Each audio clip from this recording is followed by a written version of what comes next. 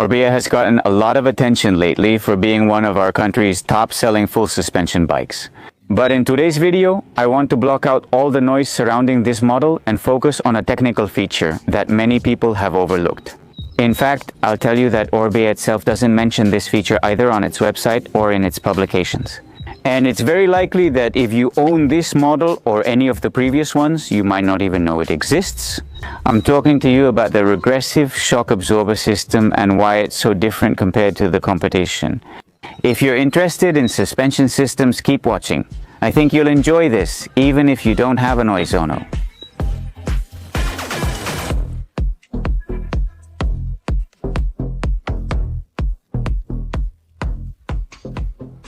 As I said, I find it very curious that ORBEA doesn't mention this regressive suspension feature on their website.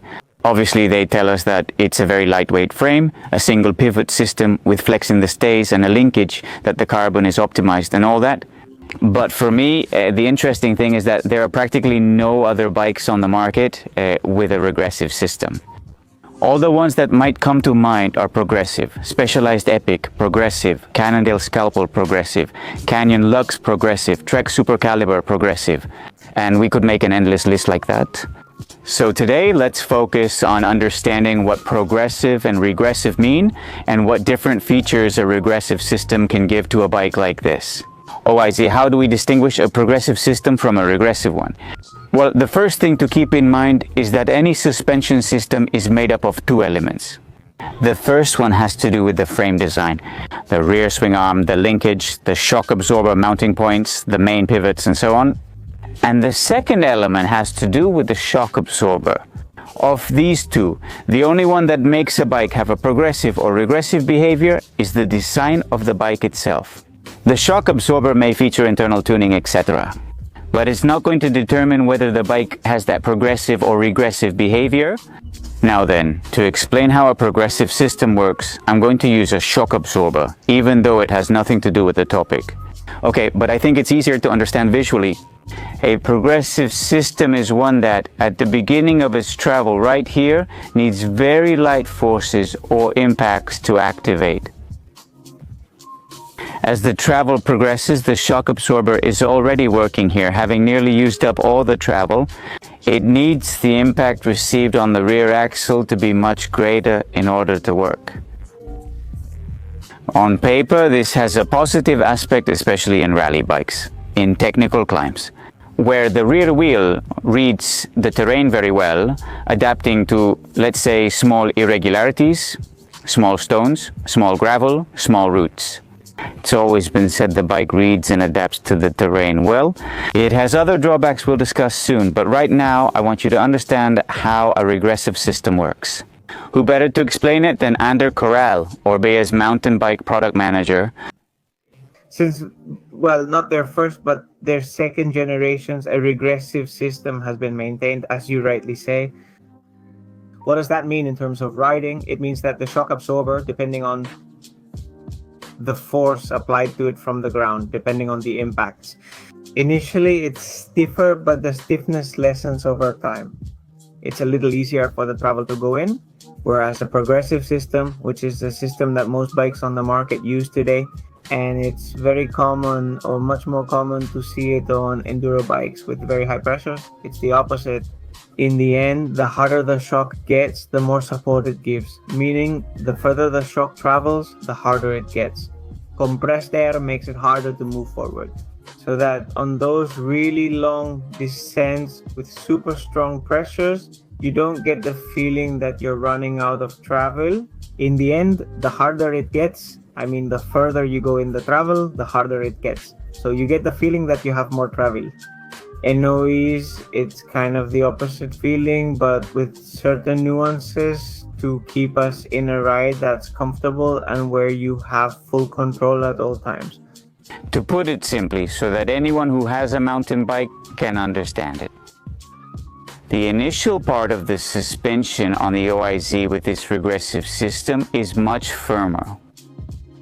The second part will repeat the action each time. Absolutely. In a simpler way with greater impact and less resistance. has a series of challenges for you when designing that concept. Those lines that I understand have to do with that at the beginning it should be firmer but not excessively firm, and above all that the final part absorbs, but it shouldn't constantly bottom out. That's it. The ideal thing about the bike, as we always say, is that it's working in the middle part of its travel, right? That's the part that provides support and comfort, especially on descents, and you still have that much travel left. When you hit the limit, so the bike works, absorbs everything, absorbs the impact, and doesn't get out of control, right? Everything we've discussed so far can be shown visually in this upcoming graph. Where are all the lines without going into too much detail, okay? I mean, this is a very technical and dense subject. We won't explain the leverage ratio in this video, maybe in a future one with an engineer. For now, I just want you to understand the general idea. All the lines that run from top to bottom define progressive systems. As you can see, only OIZ's line goes from bottom to top, which is obviously a regressive system. Looking at the trends, we had the number of users of equipment, prioritizing the fact that the bike I told you about is not the same as an enduro bike, so you have to prioritize both climbs and descents. So that point of the stiffness we might have at the beginning will make the bike perform better in the open position. It's like the bike creates a kind of platform without relying so much on the shock absorber. The shock absorber moves more freely, and so does the bike when we face obstacles.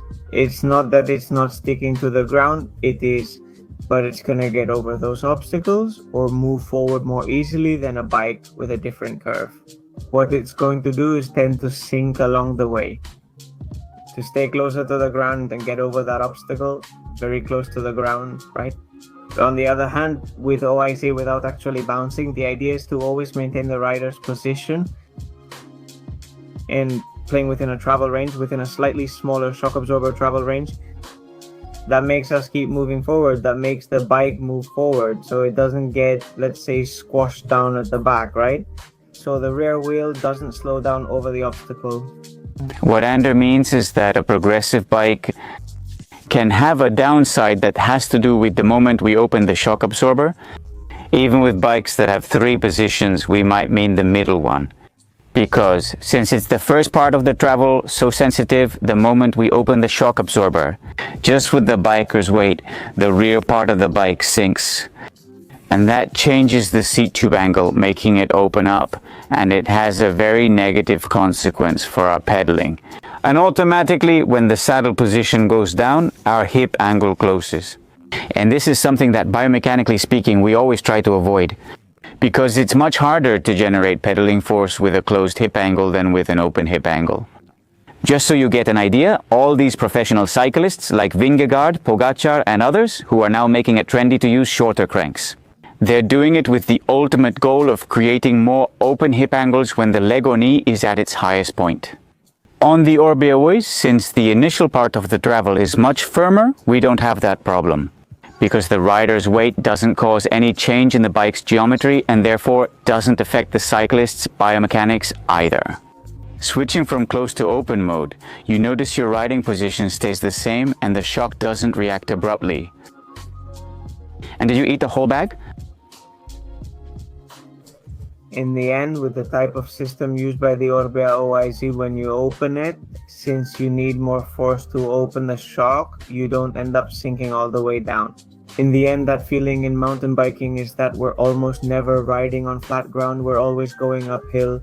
On a slope that's steeper than 10%, it's going to be even more noticeable because you're carrying more weight on the rear wheel. So one of the priorities was that regardless of what lock position setting you're using, you maintain a position as true to the bike's geometry without sinking into the travel. Yes, because it also affects the biomechanical level. Remember, whether it's a road or gravel bike, it's ultimately about biomechanics. The angles you have, the degrees of the bike itself and so on are the same, but on a mountain bike, it's variable depending on the compression stage of the fork. Or especially the shock absorber. Yes, the shock absorber, yes. In a progressive system with a very absorbent SAC, the seat tube angle will change completely when open. The movement angles of your hips, your knees, and your ankles will also be affected. And that's not exactly optimal. Yes, that's right. We're going to open the biomechanics bar for mountain biking here. It's clear it's easier to ride a road bike than a mountain bike. You just said that about mountain bikes. When you adjust the suspension or do a biomechanical study, do you do it on flat ground? As soon as you get on a slope, on an uphill, which is where you'll spend 80% of your time pedaling uphill, it won't relate to the position you've used on flat ground with the bike locked or in between. And ideally, you want to keep your position as true as possible to reality in any situation. The suspension system always helps with that. It helps or doesn't help depending on the type of suspension system. You can move further away or get closer to your ideal pedaling position. But let's say that with the OIZ, with the shock completely open, it's much easier to be in your ideal pedaling position, which would be the one the biomechanics set for you while stationary, without any terrain irregularities during their study and all that. Thanks to this regressive system. That's right. It's one of the things that has always been prioritized, not having that change of position. It's also one of the reasons today using the bike with the open system gives you that feeling that the bike is very effective. Pedaling is not a bike that pollutes because it gives you that imaginary pedaling platform. This explains why the ORBEA OIZ, when tested, feels more like in cross-country with increased travel to 120 rather than an enduro with only adjusted suspension. Like maybe we can get that same feeling on a Scott Spark, on a Mondraker F Podium, those kinds of bikes, which are more radical in that sense. The feeling has always been of a bike, maybe really designed for the public so they can get the most out of it, an audience focused on racing and performance. Yes, it's a pure rally bike. And in fact, in this version, in this latest evolution of the OIZ in 2023, the main idea was to maintain the racing character of the 120 bike that characterizes, of the 100 bike that characterizes the OIZ. Now it's a more advanced cross-country bike with 120 millimeter travel, which I think is something that as soon as you get on the bike, you notice it, right? That it's something country. Thank you, Viveza. Let's call it a rally bike. Previous ones from when we were used to 100 mm bikes. In fact, that's a point that I wanted to highlight when I did the review 2 years ago, that many brands have switched to 120 mm gaining downhill capability, slacker head angle, and so on and so on. But something's been lost. A lot of reactivity in those bikes. However, today has been one of the few times when the change hasn't affected it that much, and it has kept a lot of that reactive essence. Yes, that's it. In the end, it seems like cross-country bikes have tended to be like mini enduro bikes, right? But it's true that our geometry is now much closer to what enduro geometries were a few years ago. But they've also lost that part of reactivity, which has a lot to do with what we're talking about, right? About how the suspension behaves. What level of tuning does a shock absorber have? Is it a shock absorber from an OEF? Is it tuned in a way completely different from any other bike? With a system of flexes, it stays a single pivot, but one that can be progressive. Yeah, besides, the bike is going to give you certain characteristics. The curve it has there is going to give you certain characteristics, and another part that greatly influences the behavior, it's going to be the shock absorber that we leave, right? So all the suspension bikes, do they have a specific shock absorber setting? It's made based on different tests, first on the computer and then field tests. And really tuning the shock absorber nowadays with shock absorbers that have evolved a lot compared to the past has a huge influence on the bike's performance, right? And a good example is the OIZ from the previous model released in 2019 or 2020. We had two models. There was a trail model with 121 mm of travel and a standard OIZ model with 100 mm. Those two bikes at first had two different shock absorbers. The user noticed this in that something as simple as with the squeeze lock. In the intermediate position, the pedaling platform feel was different between one model and the other. It is true that in the trail option, it was a more subtle intermediate position, closer to open than to closed, and in the other model, it was an intermediate position leaning more towards closed than open. But it wasn't a result of the bike, it was a result of the shock absorber setting that each model had.